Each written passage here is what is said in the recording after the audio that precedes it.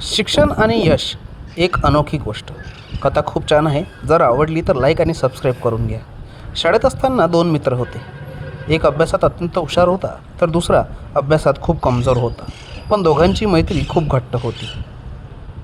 हुशार मित्राने खूप मेहनत घेतली आणि शिक्षण पूर्ण करून तो एक यशस्वी इंजिनियर बनला आणि मोठ्या पगारासाठी परदेशात नोकरीला गेला. अनेक वर्षानंतर तो इंजिनियर मित्र आपल्या गावी सुट्टीसाठी परत आला. त्याचे मन जुन्या आठवणींनी भरून आले होते. तो गावात फिरत होता. गावात फिरत असताना त्याला एक अतिशय भव्य आणि आलिशान ऑफिस दिसले. तो पाहून तो पूर्णपणे थक्क झाला आणि तिथे जाण्यास उत्सुक झाला.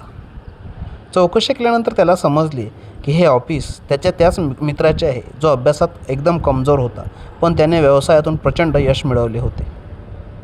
त्याला समजले, यश मिळण्यासाठी केवळ पुस्तकी ज्ञान पुरेसे नसते, तर मेहनत आणि योग्य व्यवसाय समजून असणे जास्त